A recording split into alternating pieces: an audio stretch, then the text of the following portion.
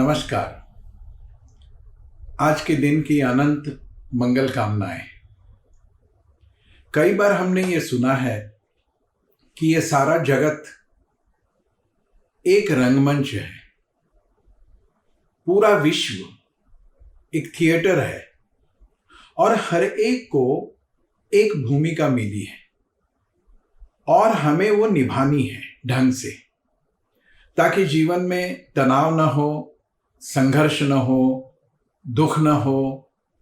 तो वर्तमान में कई तरह के प्रयास चल रहे हैं, कई तरह के ट्रेनिंग भी दिए जा रहे हैं कि हमें स्ट्रेस कैसे कंट्रोल करना है, हमें तनाव से मुक्ति कैसी पानी है। लेकिन अगर ये विश्व एक रंगमंच है तो कौन सा किरदार हमारे हिस्से आया है, ये पहले सोचना चाहिए। और इस रंगमंच पर जो नाट्य खेला जा रहा है उसमें एक को एक ही किरदार निभाना पड़ता है, ऐसी बात नहीं है। जगह जगह अपना किरदार, अपनी भूमिका बदलती रहती है। घर पे हमारी भूमिका अलग रहती है, पड़ोसियों के साथ हमारी भूमिका अलग रहती है, सहकर्मियों के साथ हमारी भूमिका अलग रहती है। कई तरह के किरदार एक ही जीवन में हमें निभाने हैं। स्ट्रेस को मैनेज करना है, ये बात भूल जानी चाहिए कि हम स्ट्रेस फ्री जीवन जी सकते हैं। ये संभव नहीं है। और कोई भी व्यक्ति कितना भी सफल हो, कितना भी असफल हो, उसके जीवन में एक उचित मात्रा में स्ट्रेस होना आवश्यक है। तो स्ट्रेस को निकालकर फेंके, ये अपेक्षा भी नहीं रखनी चाहिए, ये संभव भी नहीं है। लेकिन हम स्ट्रेस को मैनेज करना सीखें। और ये सीखने के लिए सबसे सफल कारगर मार्ग जो है वो है अपनी भूमिका ढंग से निभाना। जो किरदार हमें करना है, निभाना है, वो पहले समझ लेना चाहिए कि कौन सी भूमिका हमें करनी है। और अगर उस भूमिका के साथ हम जुड़ जाते हैं तो ढंग से निभा भी सकते हैं। और अगर हमारा किरदार, हमारी भूमिका, हमारा जो रोल है वो अगर हम ठीक से निभाते हैं तो सारा स्ट्रेस निकल तो नहीं जाता, लेकिन कंट्रोल में आता है। घर पे है तो कभी किसी के दादाजी है, किसी के बेटे हैं, किसी के पति है, किसी के ससुर जी है, किसी के चाचा जी है। और हर भूमिका में हमारी अभिव्यक्ति, हमारा अभिनय प्रामाणिक भी होना चाहिए और असरदार भी होना चाहिए। कई बार इसमें ही सब गड़बड़ी हो जाती है कि हमें पता ही नहीं चलता कि हमारी ये भूमिका अभी यहाँ पर समाप्त होती है और एक दूसरी भूमिका में हम प्रवेश कर रहे हैं। और ये न समझने के कारण स्ट्रेस बढ़ता जाता है। कई तरह जो डायलॉग हमें कहने हैं वो या तो भूल जाते हैं या तो अनचाहे डायलॉग बोल देते हैं। तो फिर तनाव बढ़ता है, स्ट्रेस बढ़ता है, क्लेश कलह बढ़ता है और सारा जीवन का मजा किरकिरा हो जाता है। सूत्र क्या है कि हमें अगर स्ट्रेस मैनेज करना है, हमें तनाव से मुक्ति चाहिए, हमें जीवन में सफलता चाहिए, तो हमारा किरदार ढंग से समझ लेकर के उस तरह से हमें अदाकारी करनी है। एक कहानी मुझे बहुत याद आती है। एक बार गुजरात में जूनागढ़ संस्थान था, उसमें एक नाटक खेला जा रहा था। नाटक था भर्तृहरि के जीवन पर।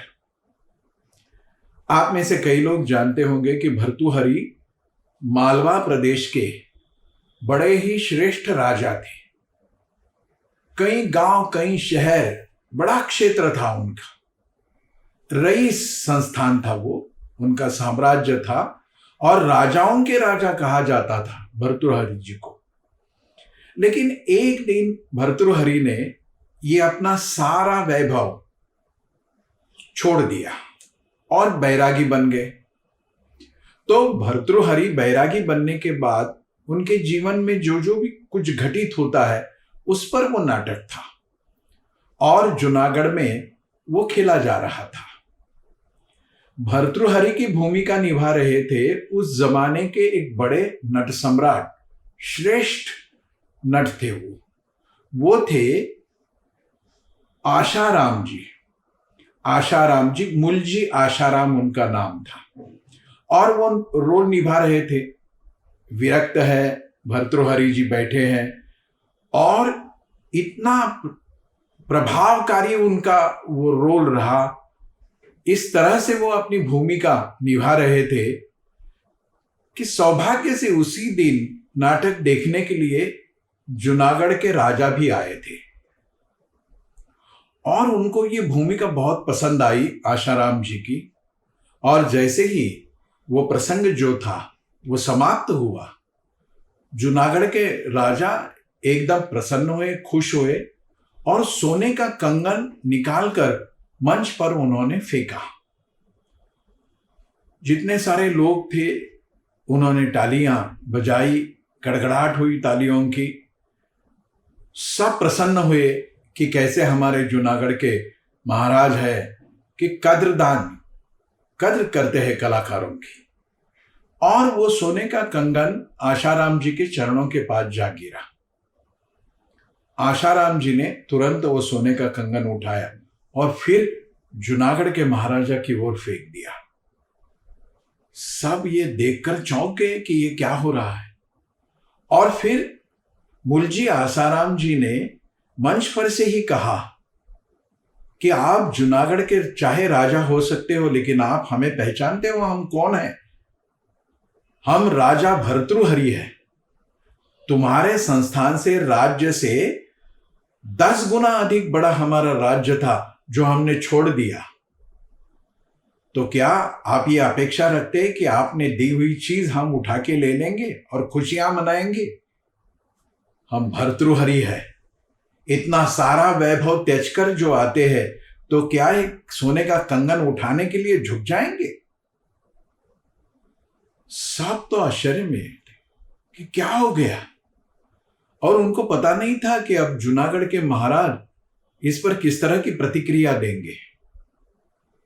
चारों तरफ सन्नाटा था और एकदम मुलजी आसाराम जी को भी इस बात का पूरा ख्याल आ गया, समझ आ गई और तुरंत वो उठे, नीचे आए और जूनागढ़ के महाराज के सामने खड़े हुए और कहने लगे कि जब मैं मंच पर था तो राजा, भले वैरागी राजा क्यों ना हो, लेकिन भर्तृहरि था।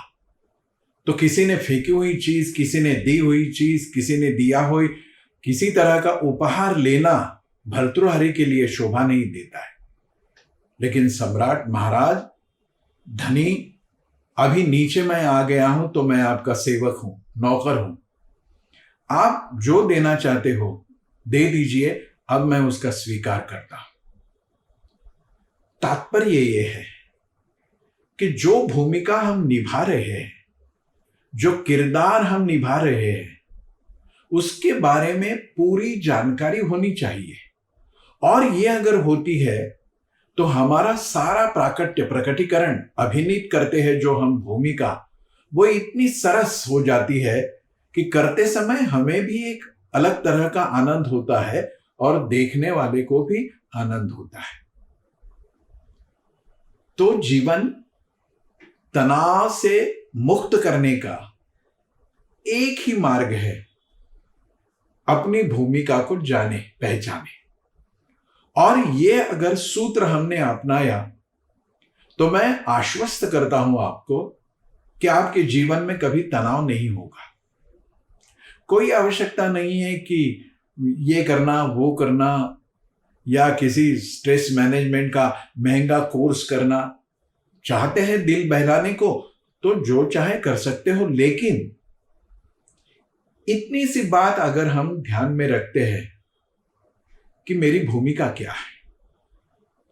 मान लीजिए कि रेलवे के कंपार्टमेंट में आप चढ़ रहे हो, आपके पास भी रिजर्वेशन है और कोई एक बूढ़ी व्यक्ति भीतर जाने का प्रयास कर रही है, लेकिन उसके पास लगेज बहुत है। तो हमारी भूमिका क्या होती है? चाहे हम क्लास 1 ऑफिसर हो, सुपर क्लास 1 ऑफिसर हो, हाथ बढ़ाकर एक थैली उठा लेना, एक बैग उठा लेना और कहना कि चाचा जी, चाची जी, अब चलिए मैं लाता हूं ये। इतना करने से हमारा जो वहां का प्राकट्य है, हमारी जो वहां की भूमिका है, वो हमने ढंग से निभाई तो वो बुजुर्ग व्यक्ति को भी बहुत ही तसल्ली मिलती है और हमारे मन को सुकून मिलता है कि चलो हमने जाते जाते एक अच्छा काम कर लिया। ये सब बातें अगर हम ध्यान में लेते हैं तो हर तरह चारों तरफ खुशियां ही खुशियां हमारे पास आना शुरू हो जाती है। एक छोटा सूत्र है, अपनी भूमिका को जाने, अपनी भूमिका को पहचाने। कई बार ऐसा होता है कि हाँ, घर पर कुछ 19-20 हो जाता है, गुस्सा आता है, दफ्तर चले जाते हैं और एक आध काम अपने जूनियर से रह जाता है या वो भूल जाता है, तो पूरा घर का गुस्सा हम अपने जूनियर पर निकालते हैं। वो बेचारा कुछ समझ नहीं पाता कि आज क्या हो गया है, ये ऐसी उल्टी सीधी बात क्यों कर रहे हैं हमारे बॉस, या फिर ऑफिस का गुस्सा हम घर पे ले जाते हैं, क्योंकि ऑफिस में जो कुछ हुआ है वो सारा स्ट्रेस हम अपने मन में, मस्तिष्क में लेकर के घर पे लाते हैं, तो घर का वातावरण भी बिगड़ जाता है। या फिर घर का सारा स्ट्रेस हम दफ्तर ले जाते हैं तो वहां का भी माहौल खराब हो जाता है। हम जहां पर है, कौन सी भूमिका में है, हमें कौन सा किरदार निभाना है। अगर बड़े बुजुर्गों के सामने है तो दफ्तर में हम चाहे सुपर क्लास 1 अफसर हो, लेकिन अपने घर पर बुजुर्गों के सामने हम छोटे ही हैं, तो वहां नम्रता से बात करना ये हमारी भूमिका होती है। न केवल भूमिका, और ये मैं नहीं कह रहा हूं कि अभिनय का मतलब कोई प्रामाणिकता से दूर जाकर के एक ढोंग रचा के कुछ नहीं करना है, लेकिन एक बार भूमिका समझ में आती है तो हर काम बड़ी सहजता से हो जाता है। तो क्यों परेशान होते हैं भाई? हर पल, हर जगह है, कितना सुनहरा अवसर हमें प्राप्त होता है हमारा किरदार निभाने का। चाहे कोई हमारी प्रशंसा करे न करे, कोई पुरस्कार हमें मिले न मिले, कोई कुछ कहे न कहे, हमें तो आनंद होता है। एक बार कोशिश करके तो देखो, जहां मेरी जो भूमिका है वो ईमानदारी के साथ, पूरी प्रामाणिकता के साथ और परिपूर्णता के साथ मैं निभाता हूं, तो देखिए मैं भी खुश होता हूं और मेरे साथ जुड़े हुए हर कोई खुश हो जाते हैं। तो इतने आसानी से हमारी जीवन, पूरा जीवन हमारा खुशियों से भर जाता है, तो हम ये कोशिश क्यों नहीं करते? आज संकल्प करते हैं कि हम हमारा किरदार अच्छी तरह से निभाते, अपना जीवन आनंद से भर दे। इसीलिए आपको ढेर सारी शुभकामनाएं। धन्यवाद।